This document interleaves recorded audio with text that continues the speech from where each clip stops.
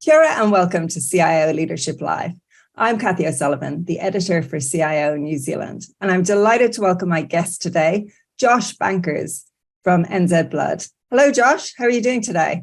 Yeah, good. Thank you, Kathy. Kia ora. Hope you're having a good day as well. Tanakwe, great to see you.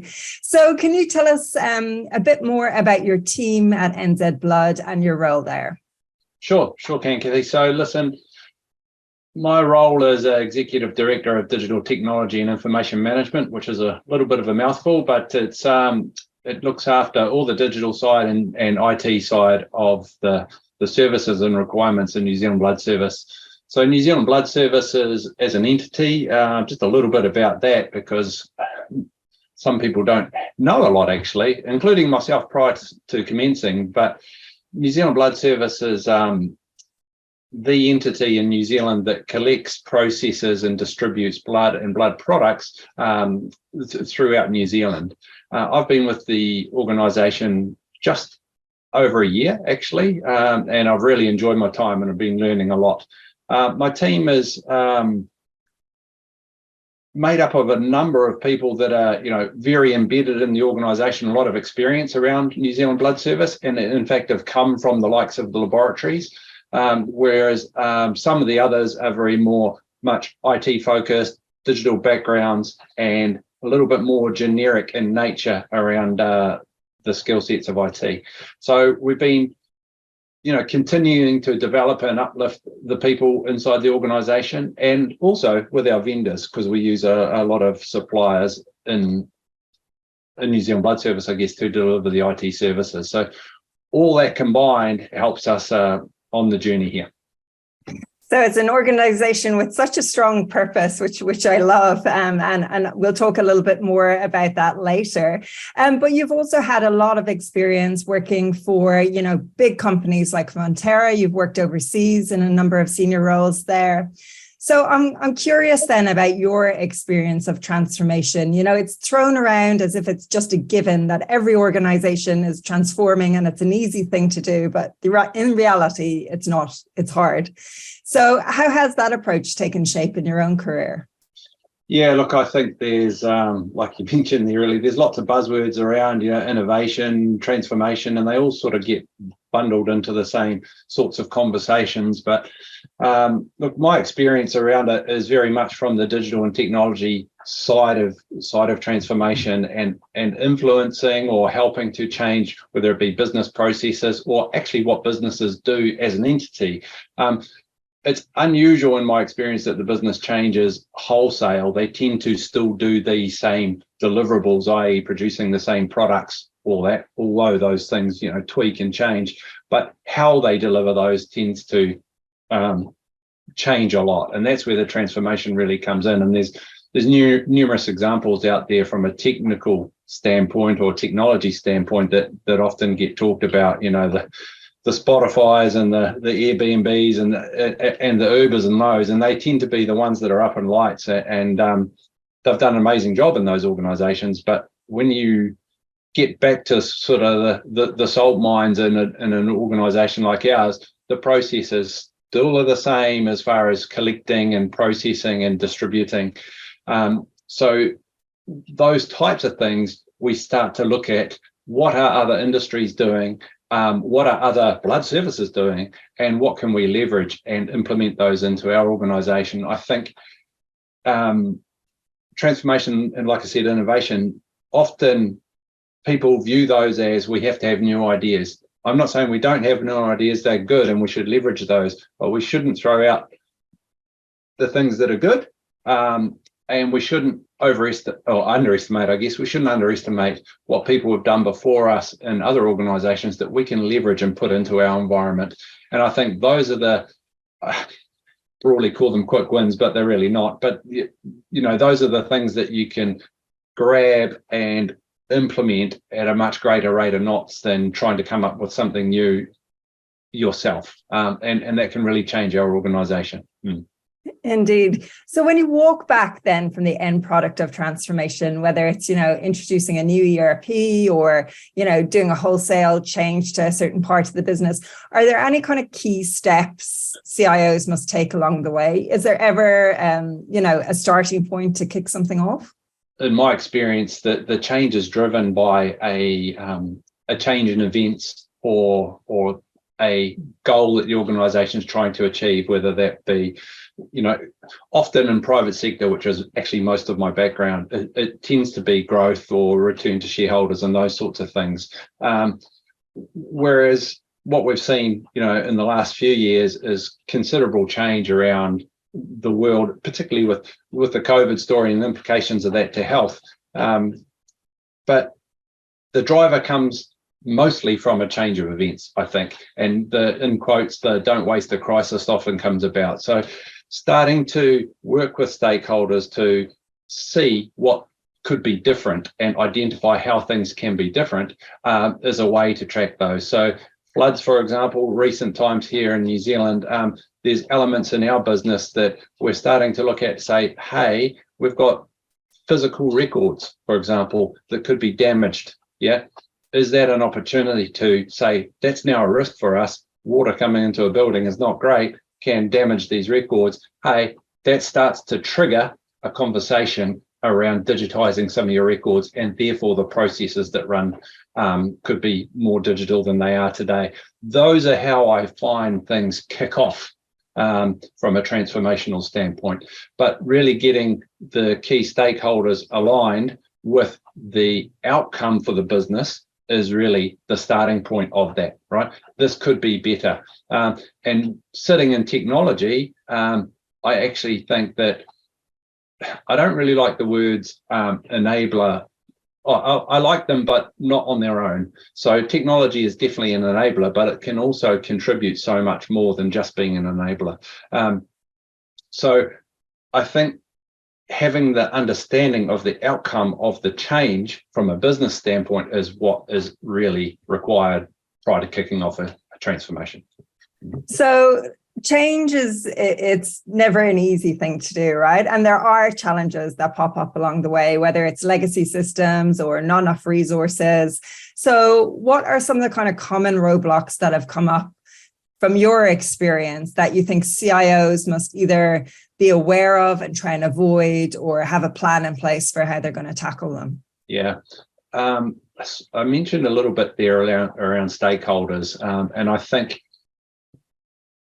having the right people on board that own the outcomes of a potential transformation is the sort of a critical success factor, and something that I ran into where whether it's myself or my team, or we're heading down a path of driving something, and before you know it, you realize actually there's no real draw for this. It's not being pulled, it's sort of being pushed from a technology standpoint. And all those can be successful. That's where I've seen failures or delays because it hasn't been a true priority of the person who owns that outcome. Doesn't mean they don't want to do it necessarily, but it means it's not on the top of their list or something that they're driving.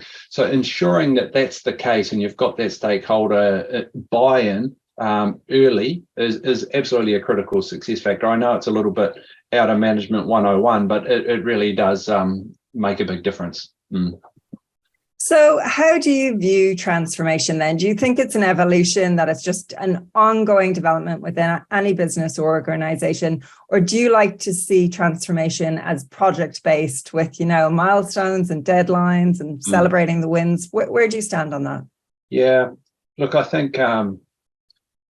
this is where you get into the little bit of understanding around some of the wording, right? But the continuous improvement aspect, I believe, is always needing to be there, always trying to do something better, more efficient, safer is really important in our environment. Those things are always needing to be there. Continue. Transformation tends to come about a little bit more infrequently. So you're doing something of scale or something of significance that's really fundamentally changing your business or changing what the outcome for your customers may be. I think where the goal or the outcome is really clearly understood, then project-based really can make a difference. And so you hit milestones and you ensure that you're getting the outcome that you're looking for. And I think if something can be, say, containerized or put into a box for that, so you've clearly defined what it is, then you can very much structure it and push hard to get those outcomes. And that really helps you with timelines and cost, all, and potentially the size and the scale of what you're looking at. So I think it's valuable to do that at times, but transformation can also continue, but I actually put it more under that continuous improvement element. Transformation is really, you need to know what your outcome is and push hard for it. Doesn't mean it can't change along the way, but it's really, you've scoped it and you're pushing for it. Yeah. So how do you manage change fatigue then, if you do take that continuous improvement approach? We see a lot of that in our organization, actually, and prior to where I've been before. And it often comes about because you've got a lot of initiatives driven from various parts of the business, and they may not necessarily be aligned. So you're hitting a given area or constantly changing a given area. Easier said than done, but having an organizational view around what those priorities are and where those things are going to land in a given time is really one way to help try and solve that. Getting the people in the areas to own those outcomes also helps, so they're owning the outcomes of those changes as opposed to them being, like I said before, pushed onto them. I don't think I've been in an organization where that's been completely nailed and completely successful. Yeah, it tends to always be a challenge, and executive management needs to be really conscious of that, right? Which is, we can't keep pushing some things. We need to let people breathe, and importantly, let things bed in, those changes bed in, and get the benefits of those changes. Maybe prior to pushing something else doesn't mean you can't entirely run it in parallel, but you need to think about those changes that have been put in and embed them and get that value. So you mentioned earlier the importance of stakeholder management. So in your role, in what ways do you collaborate and influence the organization and its leadership team? Yeah, I've got some sort of mechanical, basic sort of little techniques that I do, which is, with my colleagues at Exec, ensure that I'm constantly catching up with them on a monthly basis. And whilst it's not entirely structured, I generally go into those conversations with a little bit of a format to say, this is what we talked about last time.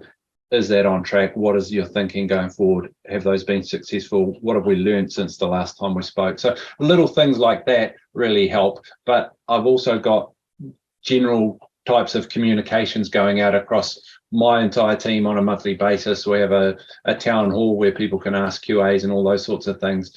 But the broadest one that I've got, which has really made the difference, I think, is I've built the digital direction with my colleagues at Exec, and they very much own the areas of their business, and I'm supporting that conversation with a digital story, right? And that is for them to own and me to input into and support, and that's really made a big difference and got a lot of buy-in. Yeah.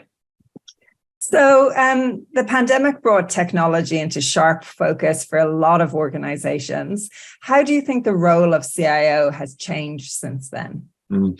Yeah, and it's interesting, the terminology even is interesting around a CIO. So CIO, you've got CDO, digital officers, CIO, and they get often talked about in the same breath. I think historically, a CIO has been more orientated around the technology elements and making sure those services are successful, but now they're so embedded into business processes and therefore business outcomes that it's moved into that digital element, with data and customer being the focus. So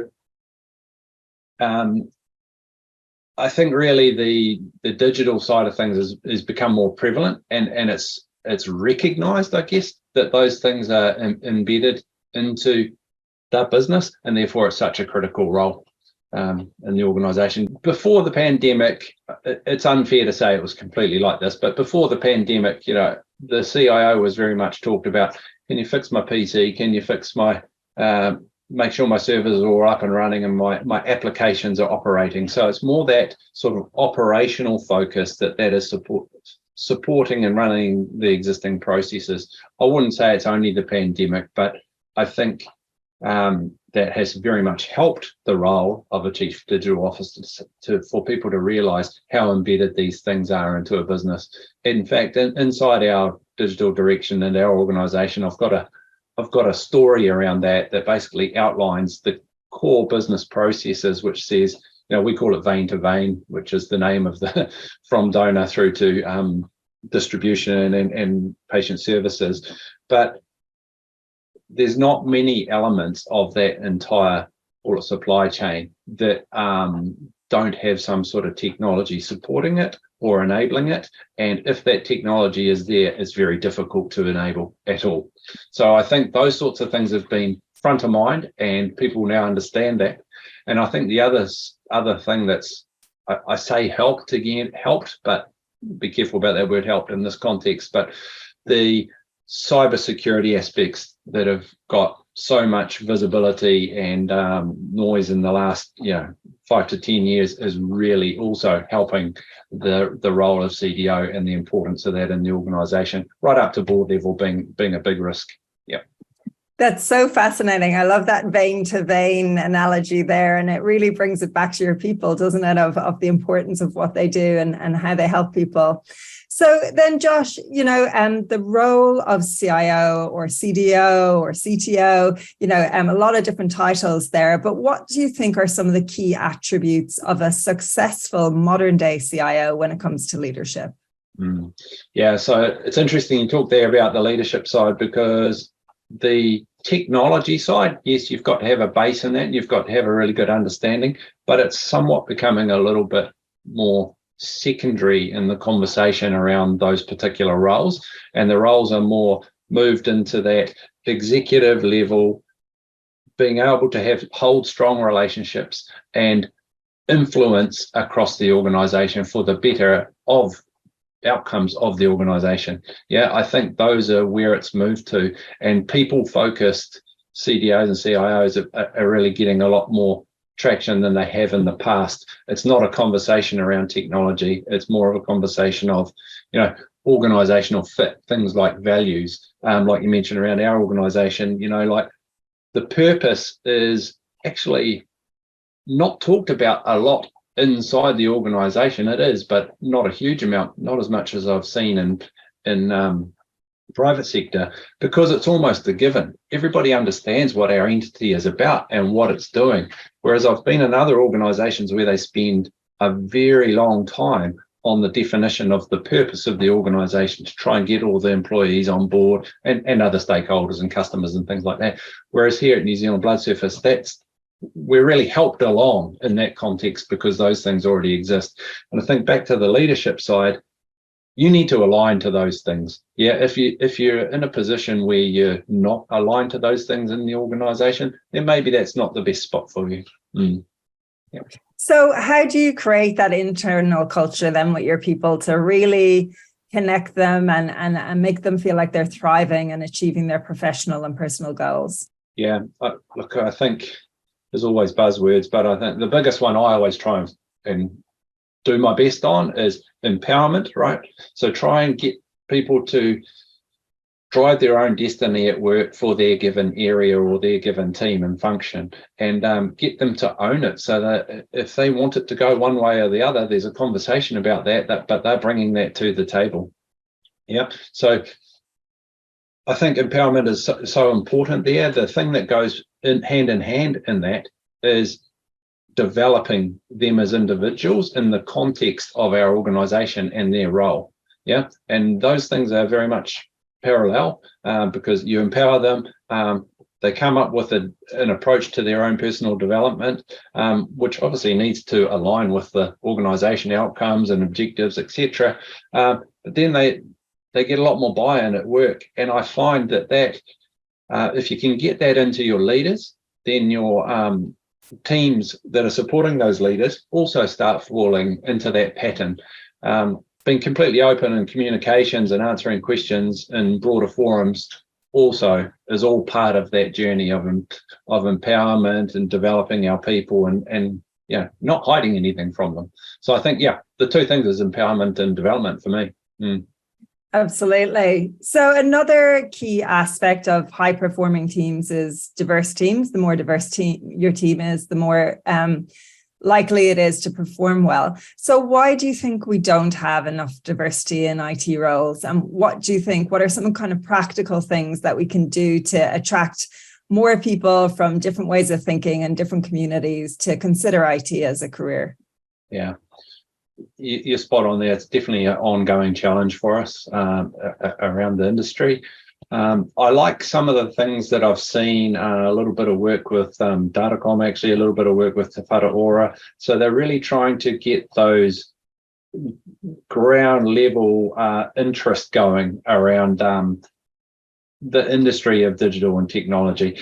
So I think we're still in a little bit of a hangover of the traditional, IT is a male dominated environment from when I was young, like it was very much male dominated, but it came from, the boys also like the gaming and they like the getting into IT, and that's where it's come from. And we haven't yet broken the back on that. It's still got a long way to go to change, but I do like the fact that, like we talked about before, IT, digital, it's got a much more marketing element. It's got a much more, interesting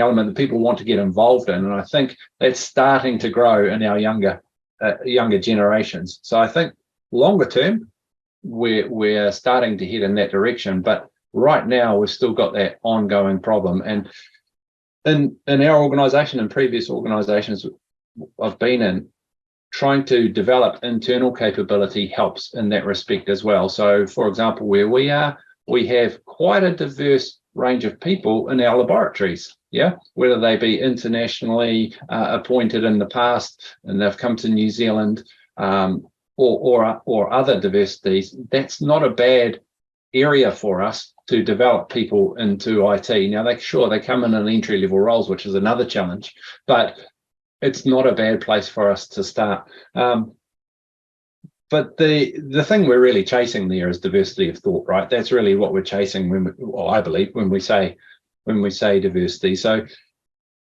as an industry, I think we've got a long way to go, but it's definitely getting there. And when I talk to other leaders, it's definitely front of mind, right? It's definitely something that we're trying to improve over time. It's not only IT, obviously, right? It's not only IT, but it's a long way to go. Yeah, absolutely. So what's some of the best career advice you've ever received, Josh? This is one of those ones that's easier said than done, but I think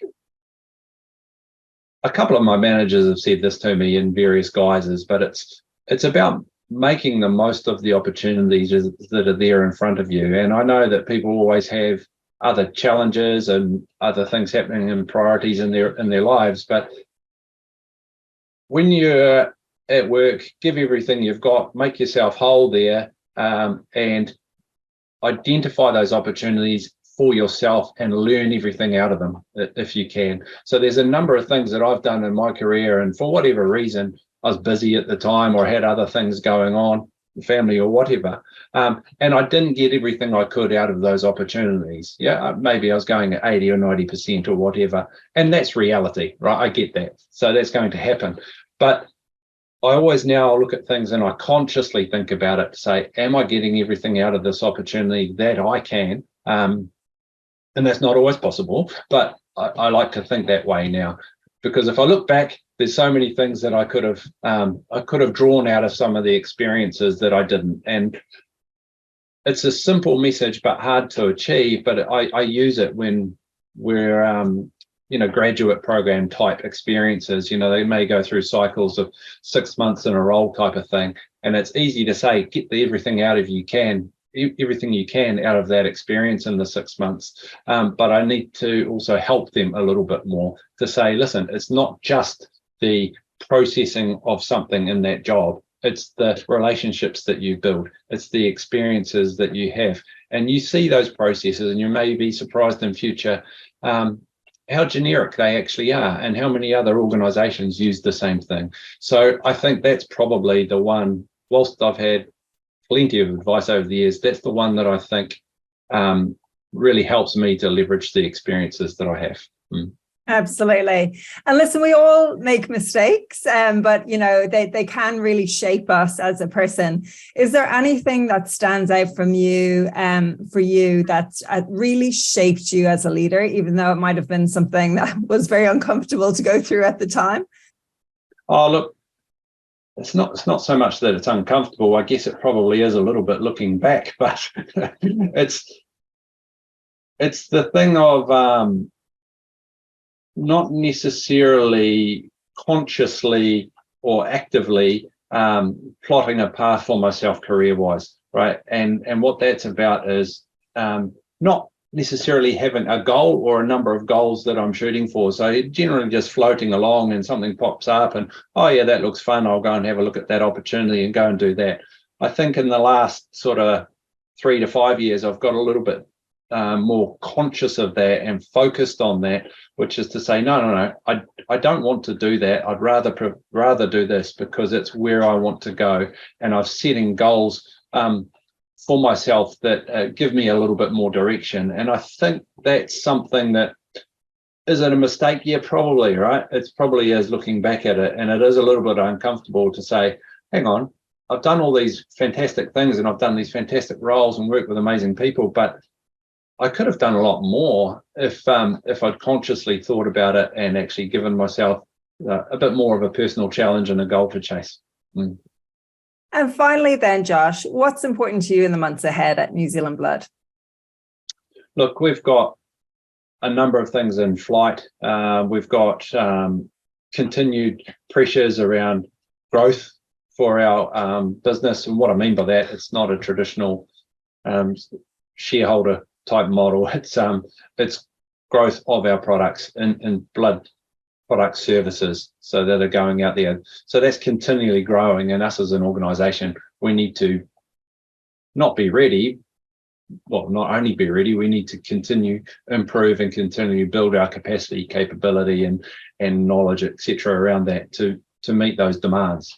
So I think that's broadly always going to be there, I think, in the industry like ours. But what more closer to home in my role, we've got a number of big projects going on that are pushing throughout the next 12 months that are really helping to change our business. And we can touch on that word transformation. We've got some 2 significant projects that I'm sponsoring that will change the organization from the way we process blood and blood products, but also lifting some of our labeling standards to a global set of standards. So those types of things are really pushing hard and will put a bit of pressure on myself and my team over the next 12 months, but that's exciting, right? And of course, they're all dependent on each other, and if we miss milestones, then they impact other things. So lots of pressure there, but exciting. Exciting. Well, we wish you the very best with the projects in the year ahead. Joshua Banker is Executive Director for Digital Technology and Information Management at NZ Blood. Thank you so much for your time today. Thanks, Kathy.